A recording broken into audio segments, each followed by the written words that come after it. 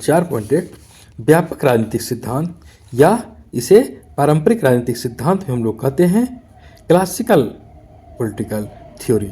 तो यहाँ पर यह समझने सबसे पहले कि यह पारंपरिक बात करती है, परंपरागत अध्ययन की बात करती है। एक संदर्भ में अगर देखा जाए तो स्मरण रखने योग्य कि राजनीतिक सिद्धांत का इतिहास, इसकी जब हम उत्पत्ति के संदर्भ में पारंपरिक पद्धति हम लोग देखते हैं, पारंपरिक सिद्धांत हम लोग देखते हैं, तो राजनीतिक सिद्धांत का इतिहास आज लगभग 2500 वर्ष पहले का होगा, बहुत अधिक भी नहीं है। और यहाँ पर यह भी समझ लें इसकी ऐतिहासिकता की जब हम बात करते हैं तो यह भी बात होती है कि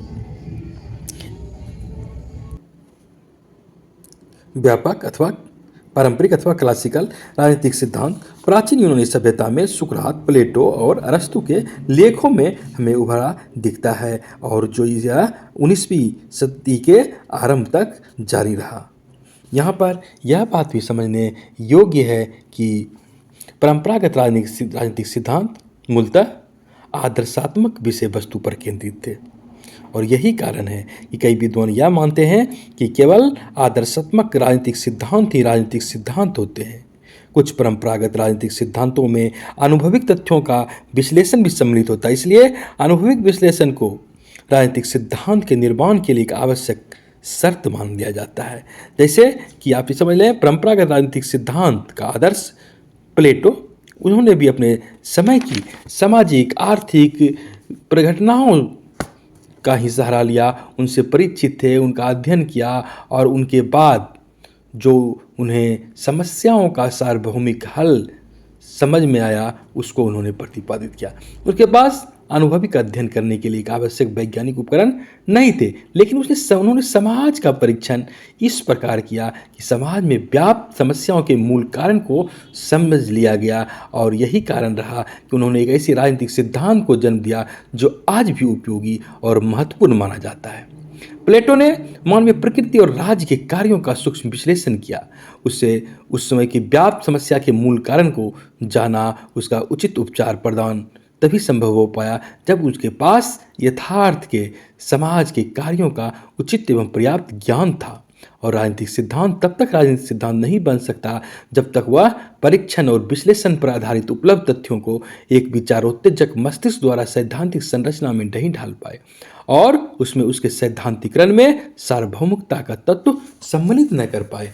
अब यह समझ लें कि राजनीति के परंपरागत अध्ययन के अंतर्गत उस समय राजनीति विज्ञान शब्द का प्रयोग नहीं होता था, शिथिल ढंग से होता था और साधारणतः व्यवस्थित अध्ययन को उस समय राजनीति विज्ञान के रूप में देखा गया। उसमें अनुभवमूलक पद्धति को अपनाया गया, जैसे अनुभवमूलक चिंतनमूलक पद्धति। और जैसे उदाहरण के लिए राज्य की संकल्पना को ले तो राज्य की संकल्पना चिंतनमूलक पद्धति पर आधारित रही और यह परंपरागत राजनीतिक सिद्धांत में एकदम मूल केंद्र में रहा। यह वहाँ पर हम यह भी देखते हैं कि राजनीति विज्ञान के मुख्य अध्ययन विषय के रूप में क्या रहा, तो राज्य था, राज्य का शासन था, राज्य के कानून निर्माण की पद्धति रही।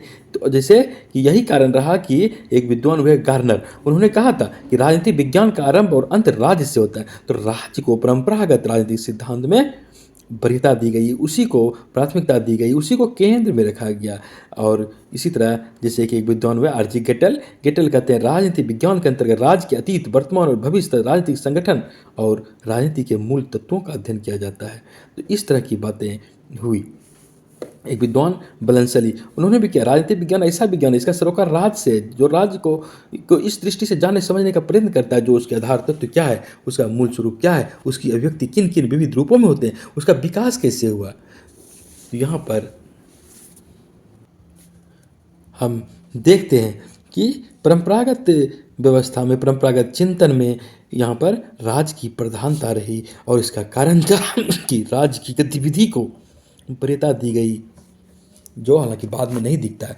यहाँ पर एक विद्वान शेल्डन वालेन के अनुसार जो उन्होंने बात कही गई है उसका जिक्र करें तो वे कहते हैं कि पारंपरिक अथवा व्यापक राजनीतिक सिद्धांत जनता से संबंधित विषयों पर विश्वसनीय जानकारी, विश्वास हेतु एक बुद्धि संगत आधार स्थापित करने के लिए एक मीमांसात्मक अनुसरण कार्रवाई हेतु बुद्धि संगत आधार स्थापित करने के लिए राजनीतिक रूप से प्रेरित अनुसरण पर अभिलक्षित है।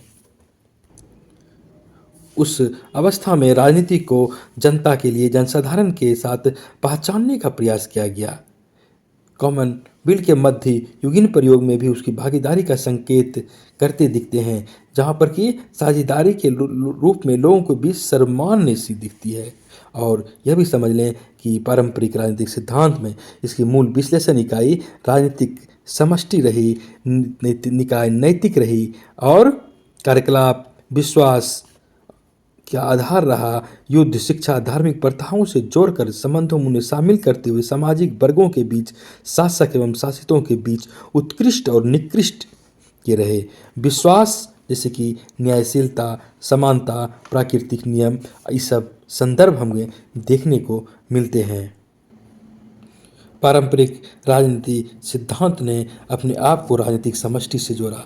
उस समय सामंजस्य पर बल दिया गया, समानता पर बल दिया गया, साम्यता पर बल दिया गया। और हम देखते हैं कि यही उधेड़बुन की प्रक्रिया में प्रतिस्पर्धात्मक वातावरण में संघर्ष का वातावरण दिखता है, अराजकता का वातावरण दिखता है, और अस्थिरता का वातावरण दिखता है, क्रांति जैसी बातें हमें दिखती है। और उस समय के मौलिक तत्व के रूप में यदि हम देखें तो वहाँ पर राजनीतिक दृश्य घटना की एक विस्तृत व्याख्या हमें दिखती है। तो यहाँ पर तुलनात्मक अध्ययन की बात हमें दिखती है। और यही कारण रहा कि वहाँ पर राजनीतिक स्वरूप का एक वर्गीकरण किया गया, जैसे शासन का वर्गीकरण राजतंत्र, अभिजात तंत्र, लोकतंत्र, किस किस रूप में ये प्रकट होता है, इस बात को रेखांकित किया गया। उस समय तुलना के संदर्भ में कानून की बात हो, नागरिकता की बात हो, न्याय की बात हो, सहभागिता की बात हो, इस प्रकार की संकल्पना को विकसित किया गया। उनके बीच के भेद को व्याख्या किया गया, उनके बीच के न केवल भेद बल्कि उनके बीच के समानता को भी विश्लेषित करके देखा गया। हम यह भी देखते हैं कि पारंपरिक राजनीतिक सिद्धांत कहीं न कहीं नीति विज्ञान के रूप में दिखता है। इसकी प्रतिक्रिया एक नैतिक दृष्टिकोण के रूप में प्रकट हुई थी। यही कारण रहा कि प्लेटो ने जिस व्यवस्था की बात की वह आदर्श राज्य कहा जाता है। अरस्तु ने जो राज्य की व्यवस्था की वह यथासंभव सर्वोत्तम स्वरूप में रहा। और अगस्टाइन जैसे विचारक ने ईश्वरीय नगर की वकालत कर डाली। तो पारंपरिक राजनीतिक सिद्धांत ने विभिन्न संवैधानिक रूपों के मूल्यों का निरूपण का काम अपने हाथ में लिया। वो चीज़ निरूपित होते में दिखती है। एक ऐसी परिस्थिति का निर्माण होता है जहाँ वर्ग विशेष हेतु सर्वाधिक उपयुक्त रूप की बात होती है, यदि कोई हो यथासंभव सर्वथा सर्वोत्तम रूप तय कर सके। पारंपरिक राजनीतिक सिद्धांत में आदर्श की बात होती है। आदर्श रूप में राजतंत्र के सर्वोत्तम रूप को उभारने का प्रयास किया गया। पारंपरिक सैद्धांतिकरण की निर्भीकता में आमूल परिवर्तनवाद को उजागर किया गया। हालांकि यह भी बात है कुछ लोगों ने इस प्रकार के प्रयास को मात्र कल्पना लोकी और वास्तविक रूप में ही देखने का प्रयास किया है।